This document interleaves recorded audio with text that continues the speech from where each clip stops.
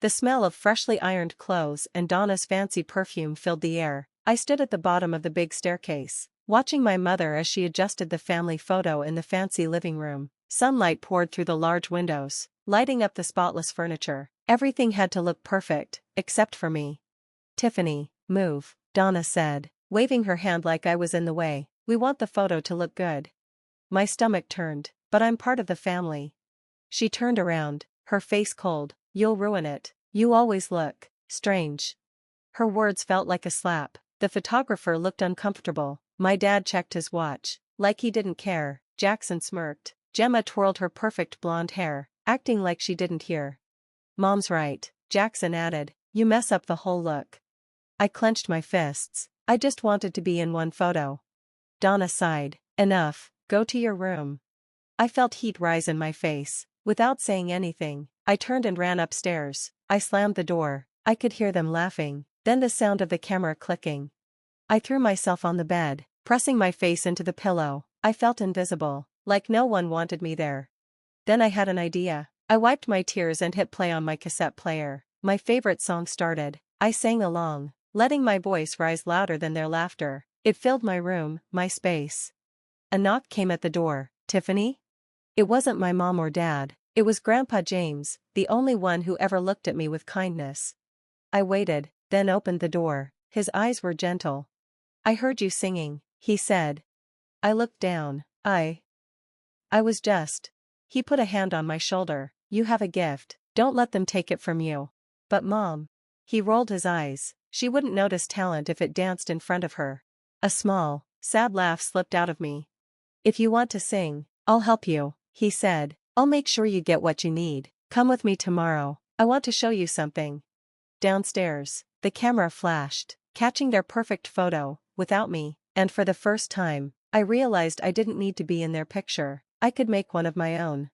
The next day, Grandpa took me to a small music school just outside of town. As soon as I walked in, something changed. A girl's voice singing scales echoed through the halls. The walls were covered in photos of students, kids who were once like me. "I talked to the teacher," James said. "She agreed to listen to you." I felt nervous, but before I could say anything, the teacher walked in. She had sharp eyes and a serious look. "Sing something," she said. My hand shook. I took a deep breath, closed my eyes, and sang. I poured out all the pain I had been holding in. When I finished, the room was quiet. The teacher turned to Grandpa. "She's got something, but she'll need training. I can teach her." Grandpa gave my shoulder a squeeze. "Then it's settled." I looked at him, then back at her. For the first time, I felt something inside me shift, like maybe I had a chance. Lessons started the next week. My mom barely noticed I was leaving each night. She was too busy planning parties I wasn't invited to. Grandpa paid for my lessons and always made me feel like I was worth it. "This is an investment in you," he told me. "Someday, you'll understand." My teacher was tough, but slowly, my voice began to change. At first, it was hard, endless scales, breathing drills, and fixing every little sound. My throat hurt, and sometimes I wanted to give up, but each time I stood in front of the mirror and sang. "Hi, friends. Today I want to tell you a new story. I hope you enjoy it." I felt strong. 3 months later, my teacher asked me to sing at a small school recital. Just the thought of going on stage made my stomach flip, but Grandpa sat in the front row, calm and smiling. As I stepped onto the stage, everything around me faded. The piano began. My heart raced, but when I opened my mouth, my voice came out clear and strong. When the song ended, the room was silent. Then, loud clapping filled the air. People I didn't know cheered. Someone even whistled. I looked for Grandpa. He was standing, smiling proudly. When I got home that night, Donna didn't even look up from her magazine. "Where were you?" she asked. "At a recital," I said. She smirked. "Still singing? That won't get you anywhere."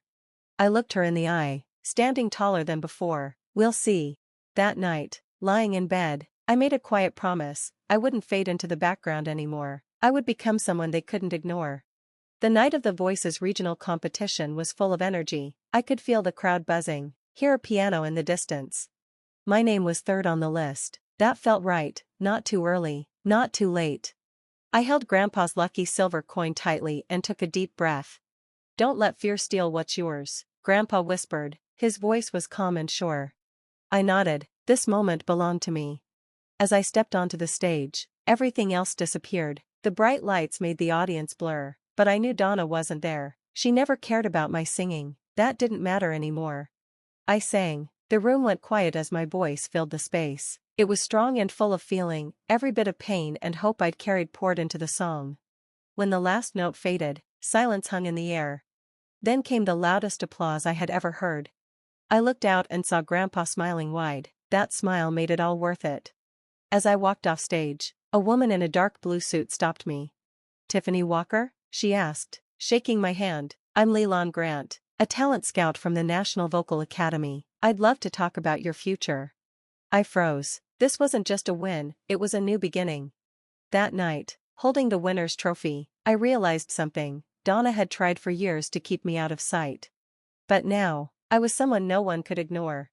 My name was everywhere, on posters, programs, and winner lists. Tiffany Walker, winner. After the Voices competition, everything changed fast. The National Vocal Academy gave me a scholarship, and soon I moved into a small but hopeful dorm room in the city. My days were packed: singing lessons, performance practice, learning to speak clearly, and long rehearsals that stretched my voice to the limit. Some nights I dropped into bed, my throat sore and body tired. But I never complained. I had worked too hard for this. One night, after a tough rehearsal, my phone buzzed. It was an unknown number. I paused before answering. "Tiffany." The voice was shaky. "Donna." A cold feeling spread through me. "What do you want?" I asked, keeping my voice even. "I saw you on TV," she said, her voice oddly sweet, almost like it wasn't her. "You were amazing. Maybe we could meet, celebrate your success, as a family." Family. The word made me feel sick. I tightened my grip on the phone. "Oh," I said, my voice dripping with sarcasm. "I didn't think I was allowed in family photos. Don't want to ruin the celebration." There was a long pause. I could hear her breathe in sharply. "Tiffany, that was a long time ago." I hung up. The next morning, I sent Donna a package. Inside was an elegant box with a full-year spa membership, the most expensive treatments money could buy. On top, I placed an autographed photo of myself in a golden frame. At the bottom, I wrote in bold letters, "Photographed without all of you, since you ruined the picture." I had once been the girl erased from family memories. Now I was a name no one could ignore. Fame has a way of changing things. I had gone from the girl who wasn't wanted in family photos to someone who appeared on magazine covers, TV interviews, and concert posters. My name was shining outside theaters. The girl they tried to erase had become unforgettable. By 19, I was a famous singer. I had taken top spots in major competitions, traveled to different countries, and lived the life I had once only dreamed of.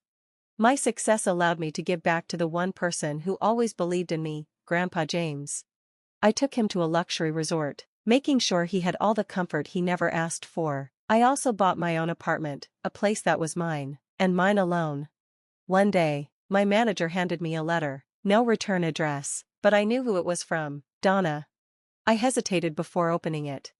Inside was a single photo, an old family picture. My parents and sister stood together in their perfect clothes, but something was missing: me. A small crease in the corner showed where I had once been, before being cut out. My chest tightened. But then I saw something else, a newer picture folded behind the old one. It showed my mom standing alone in the dimly lit living room, holding the photo I had sent her. She looked older, weaker. At the bottom, she had written, "I was wrong." I let out a slow breath, feeling neither happy nor sad. The past couldn't be changed. But I had already won. I had built my life without them. I had succeeded in spite of them. That night, under the bright stage lights, I stood in front of a cheering crowd, microphone in hand. My heart pounded, but it wasn't fear. I dedicated my last song to the one person who had always believed in me when no one else did. "For you, Grandpa," I whispered before I let my voice fill the room. The applause roared, drowning out all the painful memories. I had become more than just a name. I was a voice the world would never forget. Friends, what do you think of this story? Write your thoughts in the comments. Would you like more stories? Don't forget to subscribe and hit the bell so you never miss any videos. See you tomorrow.